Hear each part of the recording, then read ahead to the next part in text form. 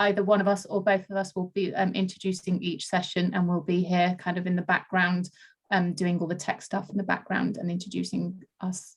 And also, as you can see in my picture, I've got a cat called Mumble, and he loves to make appearances on any Zoom call, so you might get to see him at some point also. So yeah, I'm Jo, so I've been with Study Hire for almost 2 years now.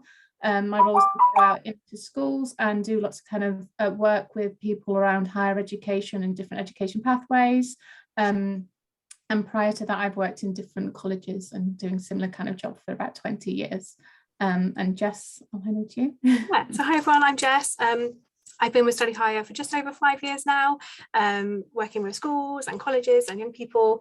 But before Study Hire, I worked in a secondary school and with a charity, all to do with young carers. So some of you tonight might be joining us from different young carers projects as well. So yeah, it's just nice for you to join us. Thank you so much.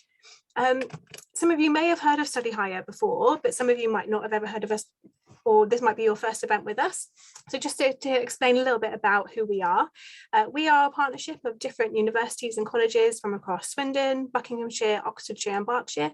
And mine and Jo's job is to work with students like yourselves to help you make informed decisions about your future. So we do that by doing lots of work with your schools and colleges, but also through different events like this one tonight to give you lots of different information to help you think about what you might want to do in the future. So yeah, thank you for joining us, and we hope you enjoy the series. Well, so just a little bit of admin. So using Zoom today, you've probably noticed that you can't turn your mics on and you can't turn your cameras on. So how you're going to interact with us is via chat. So if you've got any questions, pop them in the chat, and then Jess and I can read them out for our host to answer. We're also using polls as well, so you might have some polls pop up during the webinar. So we're going to test that's working today by asking you what your favourite type of movie is. So if you just vote on your favourite type. I think it should be hopefully multiple choice if there's a couple here torn between. What's your favourite, Jo? I like superhero Marvel. Yeah. Off that list. I also like animation. Yeah, me too. Disney. I'm a huge Disney fan. Yeah. Action. Yeah. I really like disaster movies, but I don't know if that's weird. Oh no. As well, when there's some sort of natural disaster. That's cool. Oh, okay, I think nearly everyone has voted. Just more people. Lovely. So I'm just going to end the poll now, and hopefully you can see. Ah, cool. Quite a few fans of comedy, a bit like you, Jo, superhero films. Yeah. So that's just kind of, shows us how our polls are working. So we might launch some polls today. Yeah, basically that's how they work. Is that okay? So what we're going to do now, I'm going to introduce you to Charlie.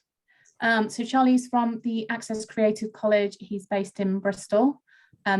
He's going to talk to you about all the different kind of career paths in the creative industry. There'll be a couple of seconds while we'll swap over so Charlie can start sharing his presentation. And then Charlie will start. And then Jess and I will be in the background. So if you've got any admin questions or if you're struggling with anything, just pop them in the chat and we can answer and read them out for Charlie. There you go. Thank you very much for the introduction. Can everyone see my screen okay?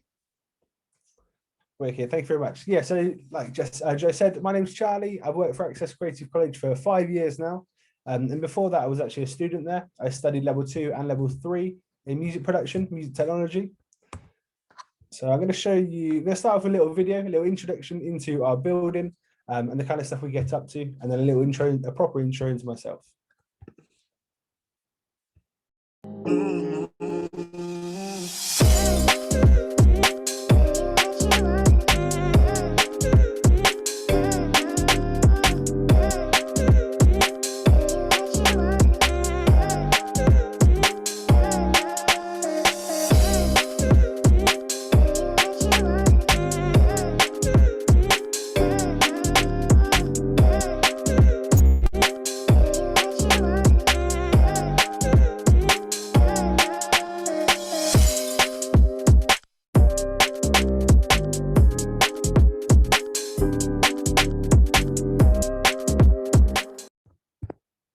I hope everyone can hear that okay.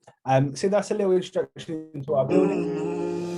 Every time. So yeah, that's an introduction to our building. We're very lucky. I'll talk through some of our facilities later, but we've got green screen room, VR lab, multiple music tech suites, post-production rooms, our own recording studio, and even our own venue, which you saw in there as well. So a little bit about myself. I'm predominantly a DJ, a music producer. I own a record label. I'm a promoter, so I put on events at different festivals and nightclubs.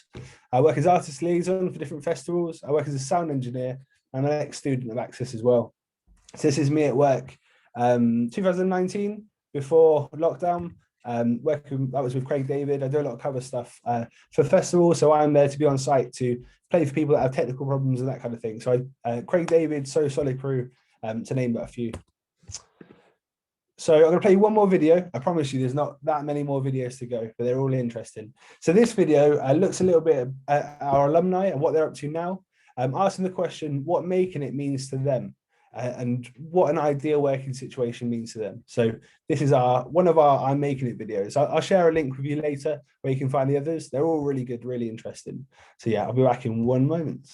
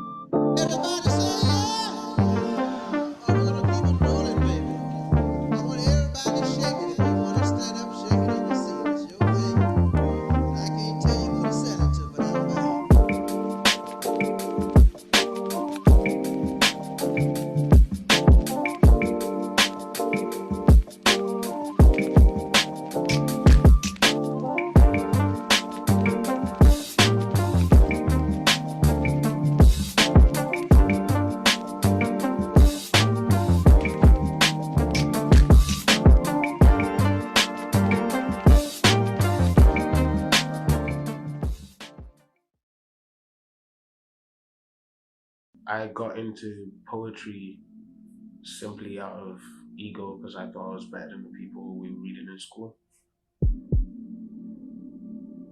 People don't really expect you to do what they can't do, and therefore they think you can't do it either, and they just say find a more stable route. But I took the risk. Performing makes me feel powerful. There's a joy of being able to control the crowd and have them live in your world for a bit. Making it for me personally is being able to sustain my life doing something creative, doing something I enjoy. I'd rather do that than do something I enjoy that I don't do. My name is Saf S2E and I'm a poet and a rapper. This is always what I've wanted to do. Like since I was say 13, 14, I've known I've wanted to do music. My name's Shreyas and I'm a DJ, producer and label owner based in Bristol.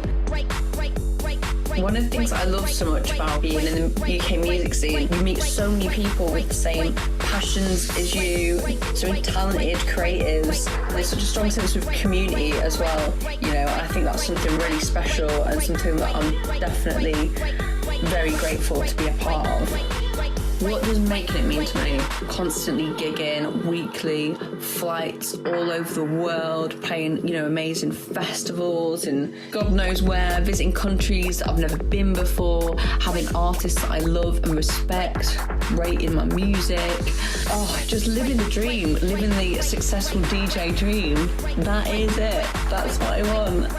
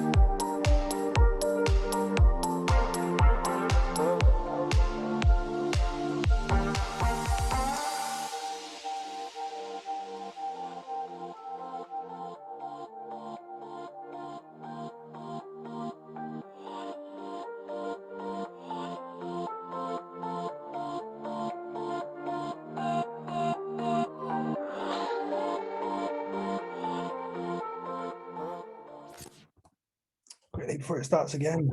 Every single time. Thank you for your patience. So that's a little intro into us and some of our alumni. So as well as those people you just saw there, we taught the likes of Ed Sheeran, Rita Ora, Jess Glynn, Dizzy Rascal, many people over the years. So we've been teaching music for 30 years. And over the last 5 years or so, we've added games design courses, media courses, and more recently, computing and esports courses too. So today I want to talk to you about the creative industries as a whole and what that means. So when we talk about the creative industries, it's broken down into all these things you see on your screen, minus my head. Let's get me out of the way a bit. So that means advertising and marketing, architecture, crafts, design, so like products, graphics and fashion, film, TV, video, radio and photography, IT, software and computer services, so like creative technology, publishing, which we'll talk about in a moment, museums, so that's galleries, libraries, that kind of thing, music, performing arts and visual arts, animation and visual effects, video games, and heritage. So heritage being looking after buildings gone by and like sites gone by that were creative at some point. Like museums and galleries and libraries are kind of either preserving and presenting creative things gone by or current. So what I wanted to talk to you about publishing, a very good example of this, and a way that people don't really understand that people earn a lot of money in music is through publishing. So there's one way you guys might have heard of books being published. So in music, if you put your music onto Spotify, that has been published, yes. But what we're talking about in this sense is for films, TV, that kind of thing, film, TV, radio, if they ever want music to use within their film or TV show, they go to specific pools. If you or I go to find music now, we go to YouTube or Spotify, something like that. If a TV company wanted music they could legally use, they'd have to go to a sync publishing company. Just to give you an idea of how much you can earn if you get your music used in film. If you get your music played in a Hollywood film, I'm talking like Jennifer Aniston level Hollywood film, in cinemas all around the world, you can get up to £80,000 for every second that your music is played. So for every second that your music is played in a Hollywood film, you can earn up to £80,000 for every second. It's huge. So in 2017, the creative industries contributed 101.5 billion to the UK economy. I just want to say that this is one of our partner venues. So this is Motion Nightclub. It's rated number 2 in the country and number 11 in the world. And we work with them for our events course, and students get to learn there and work with the artists and work with the sound crew there. So that number, 101.5 billion, is greater than oil and gas, life sciences, aviation, and the car industry combined. So never look at motion during the day. So a little look at employment in the creative industries. So that top number there, 954,000 people in the UK are working in non-creative support roles within the creative industries. What we're saying here, with a non-creative support role in the creative industries, a few examples might be a receptionist at a large-scale studio, someone working in HR for a record label, someone working in payroll for a media company. So these are non-creative roles within the creative industries. So 954,000 in this country. So that middle number, 1.086 million, is creative occupations within the creative industries. So your musicians touring, your photographers working in photography studios, for example, that kind of thing. So creatives working within the creative industry itself.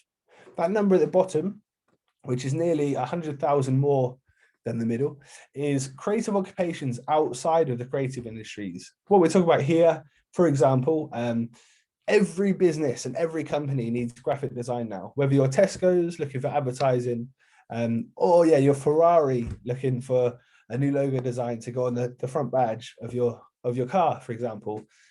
Every company needs graphic design, whether that be for social media or for physical advertising or for general branding. So we're saying, for example, graphic design is a really good one where you can be a creative working outside of the creative industries. If you're working for Tesco's, that's not the creative industries, but you're part of it. Another good one for that would be weddings. So a wedding photographer, videographer, that kind of thing. So creative people working outside of the industry. A lot of freelance work in that state. So in the UK alone, there are actually 3.2 million jobs in the UK creative economy. That's huge. 3.2 million jobs in our country. That actually equates to 1 in 11 people that work in the UK, work in the creative industry. So working under those banners that we spoke about earlier. So I'm going to list off a few jobs in the creative industries and what they might look like. So you've got animators, artists, musicians, performers, designers, publishers, production assistants and researchers, events coordinators, producers, outreach engagement managers, sound engineers, lighting technicians and stage managers. There's motion again. Marketing managers, fundraisers and administrators. So here's some non-creative support roles. So lawyers, accountants, HR professionals and business managers too. So they're non-creative support roles within industry. A lot of people don't really think about these ones. I've got a friend I went to school with in Swindon. So I went to a couple of schools in Swindon and I actually travelled to study at Access in Bristol. One of the people I went to school with in Swindon, she now works for Warner Brothers in London as a music lawyer. She wanted to do law and she was interested in music. So after she finished college, where she was studying law, she went and studied music law and now she works for Warner Brothers. A lot of her day will be spent with copyright infringements and contracting, that kind of stuff, trying to reclaim money that people haven't paid where they should have done, that kind of thing. Plus others that people don't really think about, like carpenters, electricians, stylists and caterers. If you've ever been to a large-scale festival or event, it's really impressive from the front. You've got video walls, smoke, lasers, lights. It's amazing. If you look at it from behind, it's just scaffolding and wood. Scaffolding and wood it looks incredible from the front. We put the production all the time into the front, but from behind, you can see it for its bare bones. It's just scaffold poles and wood. There's a lot of carpenters and a lot of 3D designers even involved in the creation of like festival stages. So people will build a concept within a computer first. So that's like your graphic designers or your games designers, 3D design, that kind of stuff. And the architects even create this within a computer and then they actually go out and make the thing that they've designed. But yeah, many times technology even works with these guys to create the spaces. If you look at Boomtown's Bang High area, I wouldn't want to guess how high it is, but it is very, very, very high for a stage. And when you're up there, you're looking over and it's just a sea of people. But to be able to get that kind of structure together, there's a lot of work that's gone in for non-creatives as well. So for those who are interested in building those kind of things, you can still work within this world. But yeah, you just be doing so different, set building, stuff like that. So 87% of creative jobs are at low or no risk of automation. At this point, I'd normally ask the room if they know what that means. And I normally get a bit of a mixture. Sorry, you said about your cat. My dog is angry about a shut door. Sorry about that. Yeah, so what we're trying to say here is 87% of creative jobs are at low or no risk of automation. For those that don't know what that means, automation is when a process is done by a computer or a machine, in the most part. It's basically where something has become automated from us. We don't have to do it as humans anymore. What we're saying here is you need humans to be truly creative. You need humans to design stuff that we know other humans are going to find truly creative. We can make a computer come out with a certain amount of answers by creating very intelligent software and an algorithm to tell it to write music or tell it to edit photos. But ultimately, to be truly creative and for us to find it truly interesting, it needs human input. One really good example of this is a couple of years ago at Christmas, Banksy did a piece in Birmingham where homeless people often slept. So he recognized that if he spray painted a reindeer coming off of this bench, he could give us the perception of like Santa and its sleigh at Christmas time, because it was Christmas time, it was cold. And when we look at it, we see Father Christmas and we think, oh, this guy shouldn't be out on the street. And it's truly creative. A computer could have quite easily spray painted that reindeer, no problem. A computer could have 3D printed that bench. But the idea of putting those two together, and when someone slept on it, what we would perceive as humans is truly creative. At least at the moment, we will not be overtaken by robots. We use creativity in aid. We use technology in aid of creativity, not to replace it. So we're constantly evolving technology and software and instruments even to aid our creativity, not to replace it. So 5.3% increase in creative occupations predicted by 2024. So that's 5.3% increase on 3.5 million. I'm not going to attempt that maths, but there's probably someone out there that could do it. But yeah, 5.3% increase on 3.5 million is huge. So a common misconception, a lot of people think you need to live in London to work in the creative industries. There are a lot of jobs there, don't get me wrong. There's about 695,000 jobs in London, which is huge, obviously. But in the Southwest, there's 156,000 jobs in our area. And when we look at the Southwest, it's quite a large chunk, right? I'm going to say 80 to 90% of those businesses, of that 156,000, are where we are. Bristol, Bath, South Gloucester, Wiltshire, those kind of areas. For those in Swindon, for example, there's some great companies like Firebird Studios, Create Media. There's some great companies all over, but out of this 156,000, I'd guess that 80 to 90% are in the area we are. There'll be a lot of stuff in Cornwall and Devon area, but most of it's going to be around here. So around 12% of workers in the creative industries are self-employed. It's another point where nobody kind of asks you. For those that don't know what being self-employed is, you essentially work for yourself. You don't have a boss. You do your own taxes, that kind of stuff. So you go out to work every day. It's a hard graft. I always say to people, the best thing about working for yourself, being self-employed, is no one's tell you what to do. You've got no boss. No one's going to tell you off if you're late. No one's going to tell you off if you haven't done a good job. Sounds great, right? I also say the worst thing about being self-employed is there's no one to tell you what to do. There's no one to tell you off when you're late. And there's no one to tell you if you've done a good or bad job. So you're completely over to yourself. It takes a certain kind of person to do it. But it can be really frivolous when you do and you succeed at it. So yeah, for the right type of person who's very self-organized and motivated, working for yourself can be very freeing.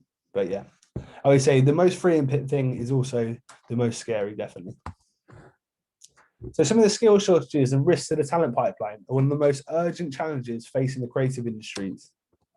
So interpersonal, cognitive and system skills are likely to be in particularly high demand by 2030. Just on this note, like in regards to like system skills, that kind of thing, we started teaching a computing course this year for the first time ever. We've got 4 students on that course studying at the moment. And as part of the computing course, you get 45 days work experience. So 2 out of those 4 students, when they've gone for their work experience interview, they've been offered paid jobs. And when they finish college in a year and a half, the company's going to pay for their university. So these guys are working just regular Saturday jobs that you do at 16. But yeah, they've been offered jobs by network infrastructure companies to be paid now as 16-year-old students and have their university paid for too. So this, when we say it's in particular high demand, they're not joking. If you're interested in that kind of thing, especially computing, those kind of areas, if companies find you or if you find a company and they like what you do and you're really interested in this kind of thing, yeah, you can end up with a scholarship at 16, which is amazing. It's great. So I'm going to talk a little bit about some of the courses we do. So I'll go through them quite quickly. So we do music technology at level 2 and level 3. So it's like more music production, making electronic music and using the studio to record other people, that kind of thing. We do a music performance and vocal artist course at level 2 and level 3. An artist development course at level 4, which is like the first year of a degree. We also teach event production, where you work at Motion, which we saw earlier, Love Saves the Day Festival, Downs Festival. I'll talk about some more of those in a moment. Esports management course that starts this year as well. We've actually got a taster day for esports, computing and animation and visual effects on the 13th of April. I'll put some information a little bit later. We can come down, choose one session. Sorry, you can choose 2 sessions if you like, but they have to be different. There's like a session 1 and a session 2. But yeah, it's gonna be a really, really fun day. We also do media and design courses in the form of videography, photography and design at level 2, film, videography and photography at level 3, graphic and digital design at level 3, and a new one, animation and visual effects level 3. So games courses. This is actually a 16-year-old student's game from last year. So one of our first year students made this. He was able to render this in VR and walk around the world he'd made. So for games, we do games development, which is like a little bit of games art, a little bit of games technology for level 2, which is the equivalent of a GCSE. And then we also do games art and games technology at level 3, so A-level equivalent. I must add that all of our level 3 courses, the way they work, you choose one course, you study that one course for 2 years, and you get the equivalent of 3 A-levels. So rather than choosing multiple courses like you normally would at college, you choose one course with us. Study that one thing intensively, and then you have enough UCAS points to go to university after. So, like I said, computing, they're T-levels courses. That's why we have the 45 days work experience involved in them. So yeah, it's actually 2 T-level students that have got the scholarship for university now. They're studying software development level 3, but our new one for this year is going to be network infrastructure and cybersecurity. So think hacking and protection from hacking, that kind of thing. It's really interesting. One of the students came up to me recently and I had my pass on. And he said, if I wanted to, I could put that pass on my phone. And I had to politely ask him to not do that because he does not have our permission to clone our passes. But yeah, these guys are as interested in computing and finding ways around things as I am in music. It's awesome to see. They actually built their computers they're using for the year as well. So we ordered all the parts. And at the start of the year, they built each of their machines. And that's what they've been working on and learning on this year. So I'm going to show you a little, I've got a couple more videos to show. This one is about our launch. So we've been in Bristol for about 30 years. In the last 2 years, we've been migrating into the city centre. We've been in Hengrove, which is a bit of a pain. I drove from Swindon every day. It was like an hour and a bit commute by car. Now, where we're located, if someone was to come from Swindon or surrounding areas, you could get a train and walk from the station. But this is a little idea of what we look like. So we took over the Beer Keller space, which is quite a famous Bristol venue. Nirvana played their first ever UK gig there. Stone Roses played there. Queen Latifah, Thin Lizzy. Yeah, I could go on forever. It was like huge in the 80s and 90s, a bit before my time. Ignore the graves, but it was, I promise, I never went there. But yeah, we're very lucky to be in that building, and this is what it looks like now. For anyone interested in design, that kind of thing, just have a little look at the place. We're going to interview the designer within this video, but he's the top of his field, interior designer. And if anyone is interested in that kind of stuff, yeah, he'd be a very, very interesting person to look up.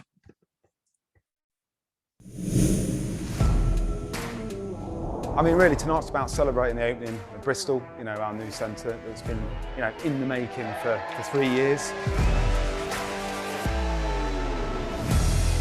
Music, media, events, games, a bit of magic and computers. That's what happens in this amazing space.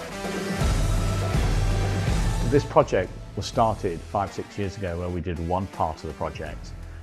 And in it, we created this tunnel which didn't lead anywhere. This tunnel ended up looking at a mirror so you can see yourself. But the plan always was to, at some point in the future, connect it to a space next door, which was the old Beer Keller, which is an amazing space in Bristol that's full of history to do with music, a nightclub, all the sorts of things that young people want to do. Well, it's next door. So this tunnel was always about connecting to that space. And today we've connected it. So you'll see us walking through it, and that takes you into a whole new world where you've got a combination of media, you've got a combination of noise, you've got computers, you've got AI, rewriting Shakespeare for Christ's sake. I mean, it is amazing.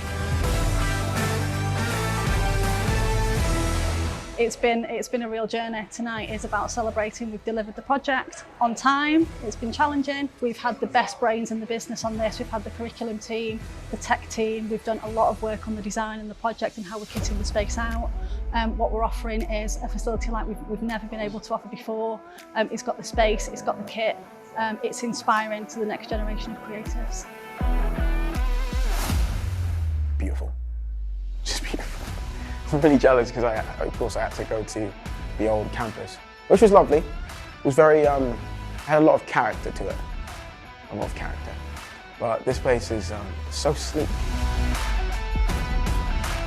Being at Access Creative College has been like life-changing. Like it gave me like an opportunity to chase my dream of being a sound engineer. Yeah, I mean, you know, Atul, John, the team there, Sheila Bird have been fantastic. You know, they've really kind of hold our hand through this and often coming in with a few last minute changes. Can we do this? Can we do that? Never a problem. And really, from us, we've all been busy, as you know, in kind of COVID with lots of distractions, and just to have that kind of trusted partner that's kind of knows the vision and has got that kind of ideas. It's been great.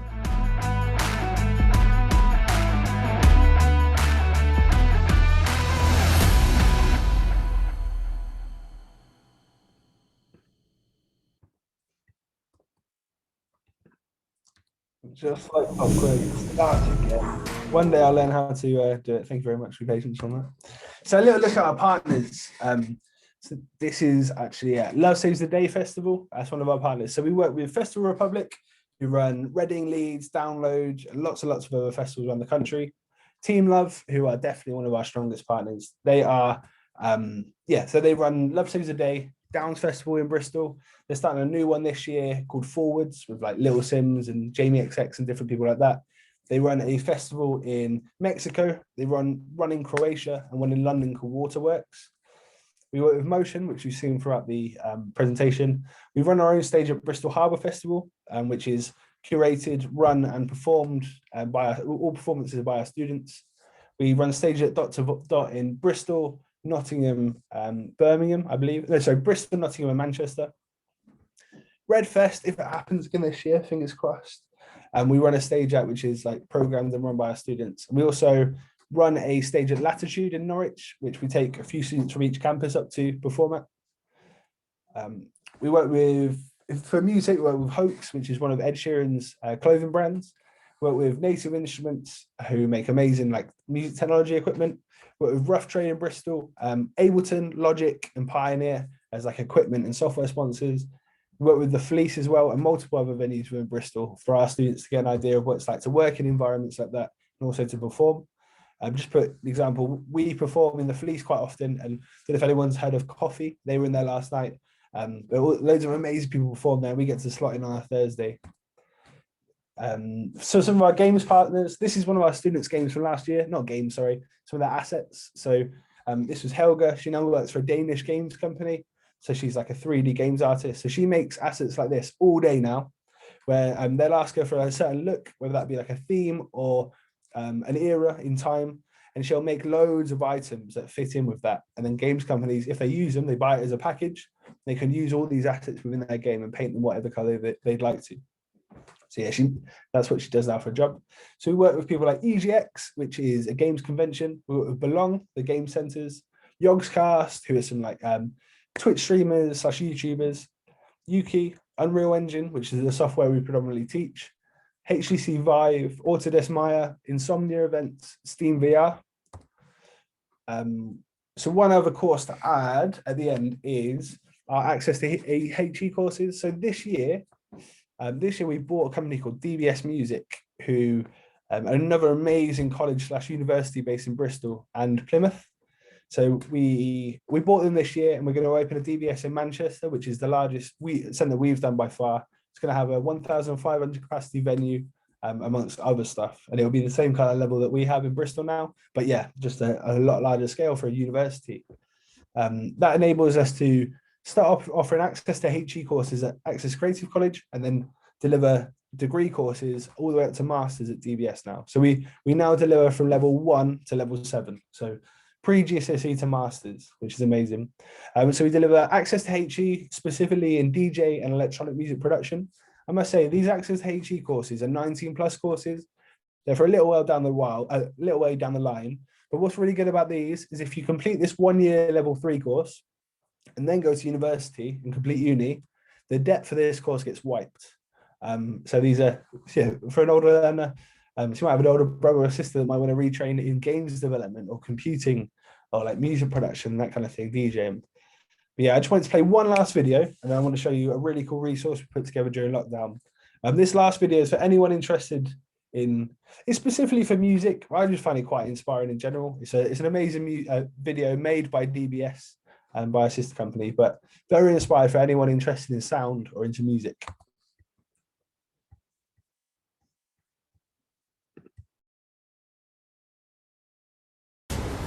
So we just talk like 1, 2, test, hello. So I feel pretty strongly the fact that sound is a universal thing. It's just a very exciting tool to have, to be able to take anyone sometimes into your own world. Nothing is certain anymore. There's no sort of clarity in what's good and bad. Putting sound out to the world can help people to understand things. You know, we're turning vibration into like expression, you know, and that's crazy. It just feels like it's your laboratory, innit, and you're experimenting. I've learnt now that you don't really get to decide what it is you make, and so much of it, and often the best bits are just things that just happen by chance. With the development of technology, there's always going to be new stuff coming out.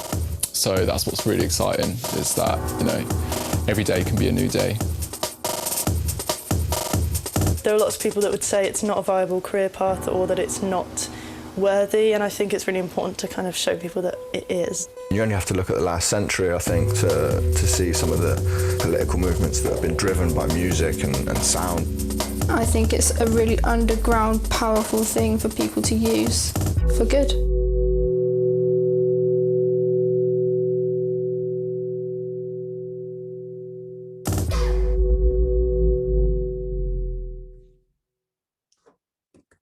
So that kind of concludes that presentation, but what I want to show you all is, can you see the website I'm showing now? Yeah, fantastic. So we've created a resource for anyone interested in potentially studying and go forward with a creative career called creativecareers.live. We will be updating this and keeping it going. But yeah, this is the initial resource that we made and put onto the website. So there are creative careers maps. So if you are interested in a job within the music industry, the events industry, the computing industry, the media industry, the games industry, or some other extended industries around this, you've got some careers maps here. So for example, if there's someone here interested in games, you go into the PDF and it just has a bit of a breakdown. Please note that this is nowhere near all of the jobs involved in any of these areas. They're just some of the ones that we thought were interesting and good to get you guys going and get you started and thinking about this kind of stuff. So within games art and the games industry itself, within games art, you've got animators, character artists, environment artists, texture artists, technical artists, and VFX artists. As you can see, lots of artists in the games art department. Even further to this, you would have people who are specialists in animals, people who are specialists in periods of time, and like historians, that kind of stuff, that will work with the games artists to make sure these things are accurate. So if you are interested in history, you could learn something very specific and later in life become an advisor for someone like this. There's a lady in Bristol who, anyone that makes any nature documentaries, I'm pretty sure like anywhere, they always speak to her if they've got birds involved, because she'll be able to tell you if it's the right noises. Because I'll start again. So if you're watching a nature documentary, I'm sorry to tell you, but the sounds you're hearing are most likely made in a studio in Bristol. If you're watching a screen and you see a bird flap its wings, it's some bloke in Bristol flapping leather gloves. It's called Foley, and it's done for everything. There's no way when they're filming a leopard from a kilometre away, they can't hear its footsteps. So that's a guy in a studio making those sounds, that kind of stuff. So a little bit of a tangent, but that's another job role. And just say that there are specialists, lots and lots more people involved in this. Or in like games design and games development, we've got developers, games testers, everyone's dream job. But I promise you, it won't be as fun as it sounds. You would play one section of a game repeatedly and just trying to break it. Essentially, you're just trying to find all the flaws.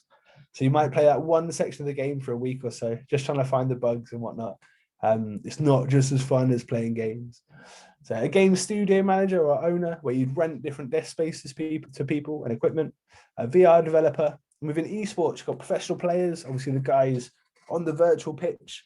You've got shoutcasters. So our head of esports is actually the shoutcaster for FIFA.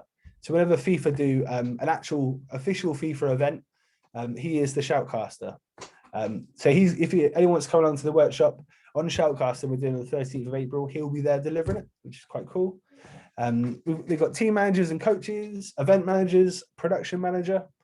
And in industry and education, we've got games, teachers, tutors, VR studio owner manager, games vloggers and bloggers, games finance, retail, that kind of thing. I won't go through the whole thing because it's quite exhaustive, but that's just a list of the names. And then underneath, it's got a little bit of a paragraph on each of them and what those job roles mean. Further to that, we've got for the media industry also. So I'll just scan over. I'll read a few key ones. So like in film and video, we've got producers, script writers, directors, runners, operators, sound set designers, casting managers, location managers, who I think is the best job in the world, where it's your job just to find cool looking places. So it depends on the budget of the film.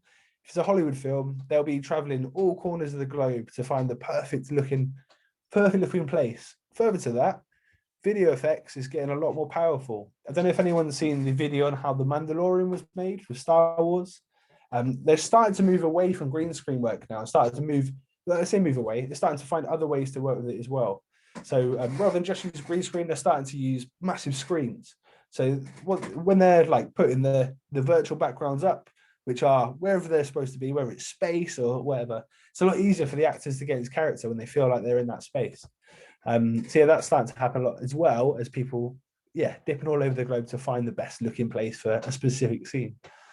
Costume designers, film and marketing, wedding photography, fashion photography, all that kind of stuff as well.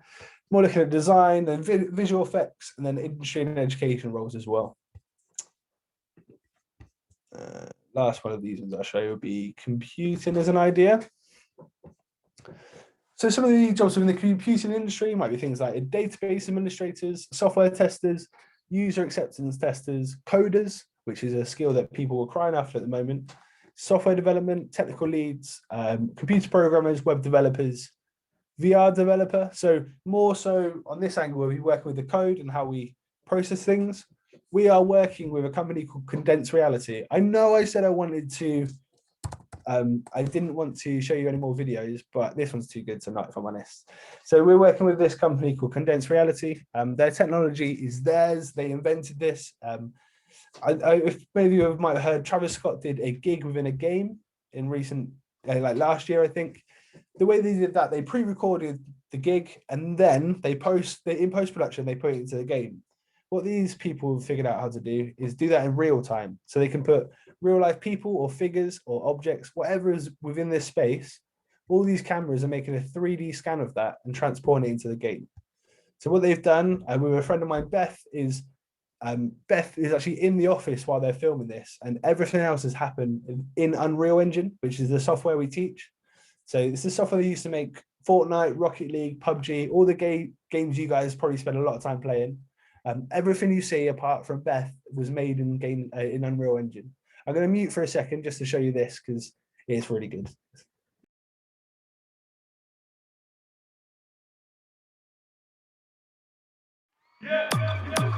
hold your profanity as we condense this reality. Ha, from the G to the R to the O-V-E. We go, we take vampire, bloodsucker. You want to take me energy, but now your plan scuppered. Empire, in the rubble, them a talk real bad, but me not take that chance. Pipe piper, ta-ta-ta, play the tunes, them that bring out the bad from the dark. Big yell with the batty make, woof for the jam. See the ripple on the skin when it's all fully charged like a bloodsucker. Bloodsucker. Me had no time for the bloodsucker, take away energy. Only one good vibes and we turn up in the scene like a bloodsucker. Yeah, bloodsucker. We see you wine on and it feels real good. Take your time, then we'll climb, put the lips on ya. Whoa. Bloodsucker. Bloodsucker.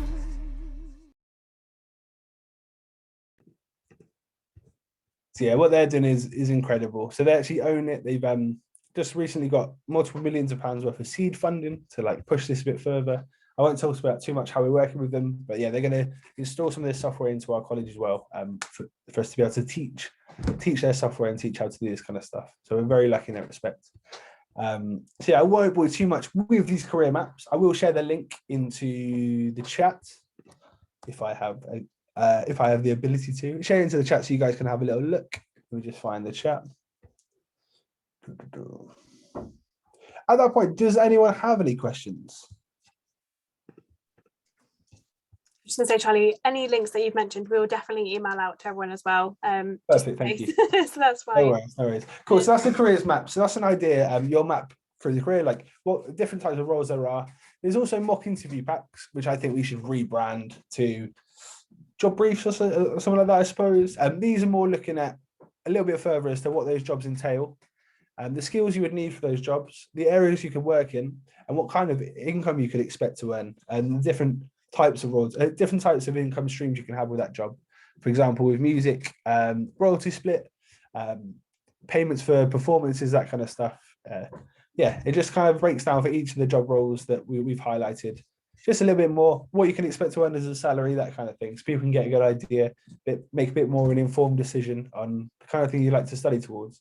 I often go to people at schools and I ask them, what are you going to do when you leave school next year? And they say, an apprenticeship. I say, great, what in? And they say, I don't know. And that is the wrong way around. So what you want to do, you want to find the thing you enjoy, find the job role that you'd like to do, and then you find out how to get to it, what you need to study, and what kind of courses you can do. But I'm a firm believer, if you choose something that you enjoy and you do something that you enjoy every day for work, yeah, you're a lot happier within what you do. We're working for a long time, so we might as well enjoy what we do, right? But yeah, thank you for listening to me ramble for just short of an hour. Do you guys have any questions? I have a question. What does a runner actually do? Obviously, he does running. That is a good question, because they are the odds and sods person, really. So, for example, I'm taking 26 students to Love Saves a Day to be artist liaison, and 6 of them are going to be runners. So 20 working as artist liaison and 6 will be runners, and they are essentially everything in between those roles. So yeah, odds and sods kind of thing. So that could be going to the shop to get more props. That could be taking more ice here, there, and everywhere. That could be going to get someone a different lens. Depends on the situation, but they're generally the free hands. Everyone on site has a specific role apart from those guys, this is why it's such a good question. They're kind of the in-between people, if that makes sense. And is that a good starting point? Do lots of people start as runners and then? Yeah. So my sound engineering teacher started off as a runner at EMI Studios, just making tea for people and whatnot. And then he ended up working and recording some ridiculous people like Mariah Carey. But his first ever job in EMI, which is an amazing studio, went to Abbey Road 2, was making tea for them and just listening and asking questions and being told to stop bothering me and whatnot, and just asking and being around. But eventually ended up being the head engineer there. So very much it's an entry-level role. What's the strangest request that that runners had to? I've been sent out for 57 bottles of Gatorade for a celebrity, and I couldn't find a single bottle in Bristol. So I was driving around lots of different supermarkets. So it's like 57 bottles of Gatorade. Everyone wants kombucha tea. Everyone wants Manuka honey, and Yeah, everyone orders like all this stuff for their throat and then a packet of cigarettes. It makes no sense. But yeah, lots of strange requests from people. Do they actually get to see the artist at the end, or do you just pass the Gatorade and somebody else gives it to the You're side stage and you're ready for them at any point. So yeah, when the artist's on site, essentially like the artist liaison will manage the artist manager, if that makes sense. Yeah. So yeah, we're there to conduct the artist managers and the artists to make sure they get everything they need and where they need to be on time, that kind of thing. A lot of the time you don't really get to see much because you're behind, but you get to see it from the side. And yeah, depends if you got to go pick up the next person and keep them sweet for a bit. But yeah, really fun but high pressure environments, definitely. Thanks, Charlie. I think there's one in the chat. Where did I find out the entry requirements for courses? Right here, I can tell you. So level 3 course, we're looking at 4 4s or above ideally. We ideally want those to include maths and English too. But if you don't quite hear with maths and English, we've got level 2 courses as well, and you can do your GCSEs with us. So there's the option for people that don't quite get the GCSEs they need for a level 3 course. So either maybe be able to do the level 3 course and do maths and English alongside, or one or the other, or do maths and English and a level 2 course for 1 year to build up to a level 3. Awesome, thanks, Charlie. Another question was just if, say, you chose to do like esports, and then once you got to college, you realize it wasn't quite what you wanted, and you thought, oh, I actually want to do a different course. Can you change once you get to college? So you've got 6 weeks grace period. If it was an internal change, maybe a little longer. Ideally not, because by that point we're starting to learn stuff, right? We're a month and a bit in, month and a half in. But ultimately, for anyone, anywhere, whenever you're choosing any college, you have 6 weeks to decide if we're right for you, and we have 6 weeks to realize if you're right for us. So there's like a bit of a grace period to halfway through October for you to change. That can be internally with us or go to a completely different college, and we'll help you do so. But yeah, you've got like 6 weeks to finalize your decision after start time. I wouldn't go swap into too many, so I'd kind of get your options down to at least two or three if possible. But yeah, if you start a course and it's not right for you, get off as soon as you can. Try and make the decision as soon as possible, because level 3 funding doesn't happen twice. So when you're choosing this course, what a lot of people don't understand is they'll choose a course, they'll leave after a year, not finish, and then they won't be able to do another one because the government have paid, or they might be able to do it but have to pay themselves. So just bear those things in mind too. But yeah, the answer in short is 6 weeks from the start of term. Awesome, thanks, Charlie. That's really, really helpful. No problem at all. Somebody else has just asked, what is the difference between level 2 and level 3 courses? So I imagine you guys do a level 2 course at the moment, depending on your age. So level 2 is GCSE equivalent. So years 10 and 11 at school are level 2. And then years 12 and 13 at college are level 3. The first year of a university course is level 4, and so on and so forth. University courses end up being level per year in most cases. But yeah, for level 2, it's year 10 and 11 of school, a GCSE equivalent. So like I said, it's a bit of a safety net for people that don't quite get the GCSEs they need to move to A levels. So you've got the option where they can still study something creative while doing their maths and English retakes. That's what we have level 2s for.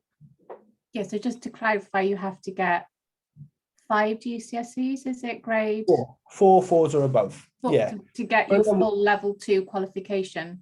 So you have to get that to go on to level 3. So if you don't get that, you have to kind of do a level 2 course and repeat maybe your English and maths. Very much so. So yeah. General like entry requirements for a level 3 course are 4 4s or above. 4 4s, or a level 2 course would be 4 3s, for example.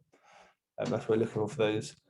In previous years, we could be a lot more lenient on the entry requirements, especially level 2. But last year they kind of brought in, I think it's after COVID and lots of differences of exams and whatnot, it has to be quite strict on the 4 3s now for level 2. But like I said, if you've nearly got them all, we can work around it, and you can do maths English with us. But it very much is a case by case basis. But yeah, try and aim for them. I know a lot of you have done mocks recently, and I hope you did well. And there's still time to rectify it. If not, you'll be fine.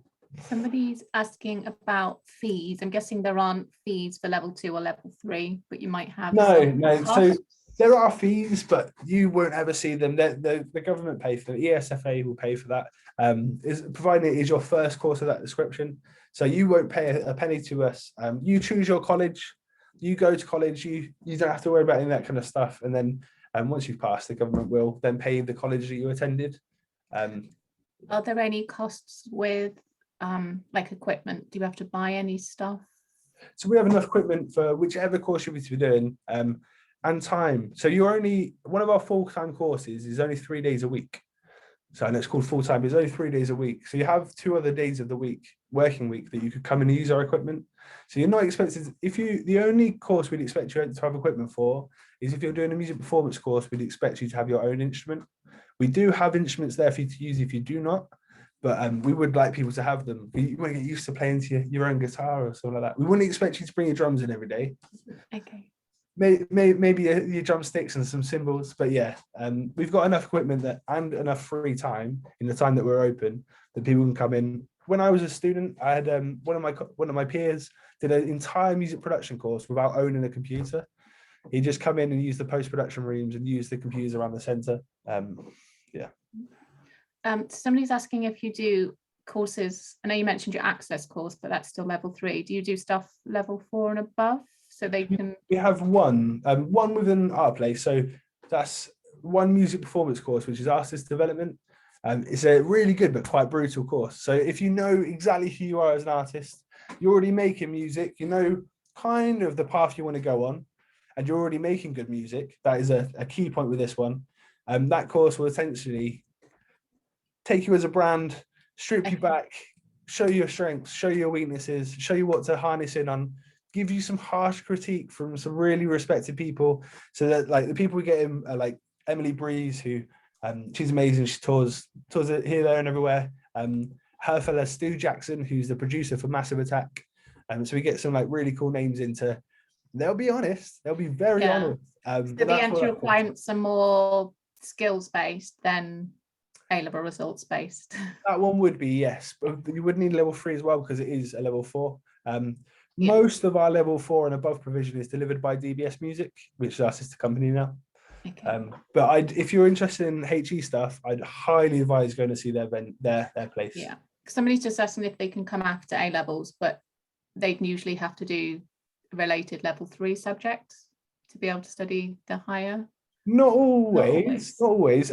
If they were practicing music in their own time, if it was like music technology and you were doing stuff in your own time and you had a decent enough knowledge to be able to do that kind of thing, we wouldn't expect someone to have the qualifications in that. Amazing if you do, don't get me wrong, it's definitely going to help. But yeah, if you've got a good understanding, you can learn that kind of stuff. Higher. I'm guessing they might want to stay locally to do sixth form, college, and then makes sense. Wait till you're in a proper car. Higher. Yeah.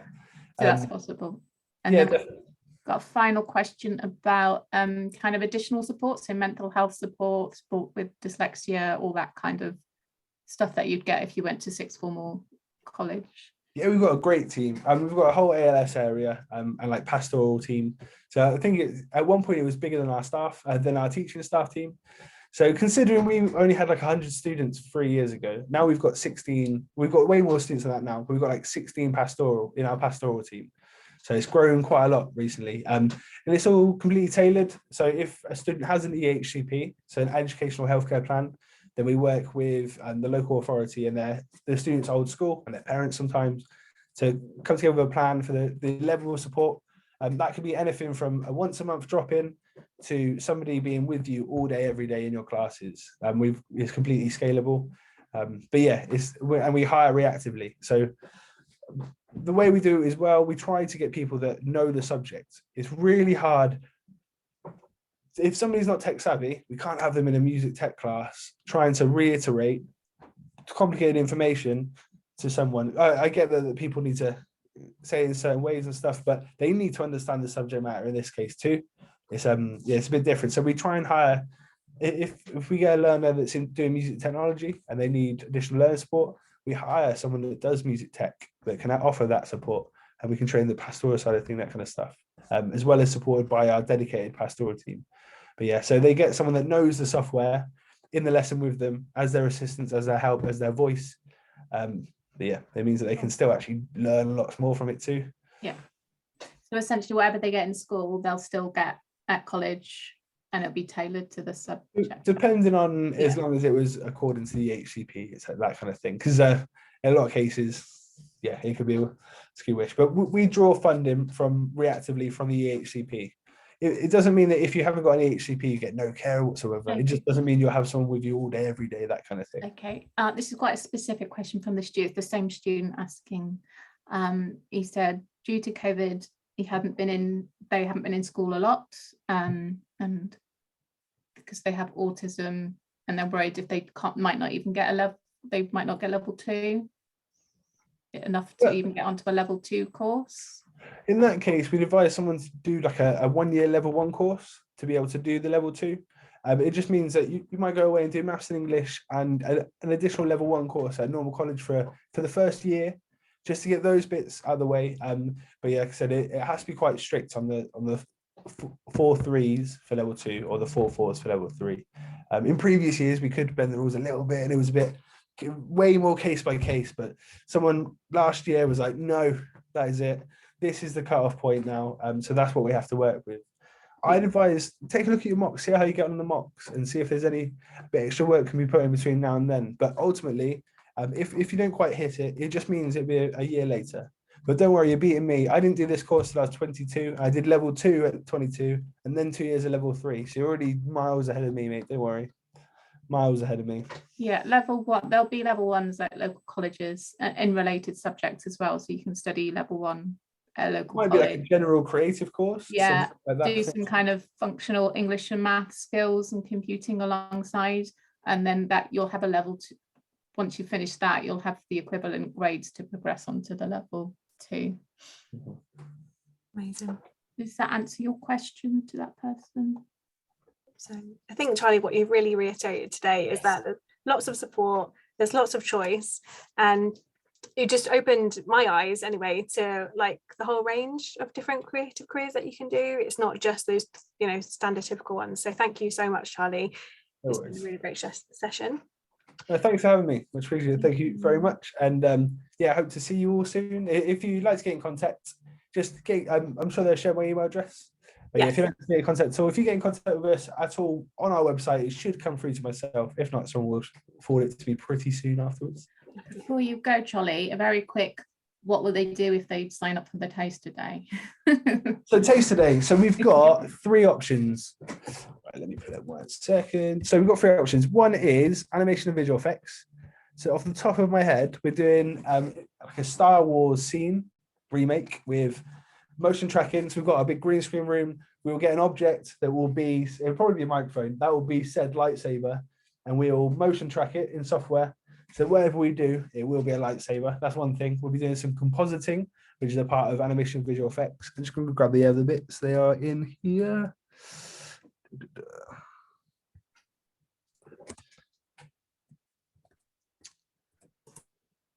So yeah, create a Star Wars scene, intro to compositing, and then how to use a green screen.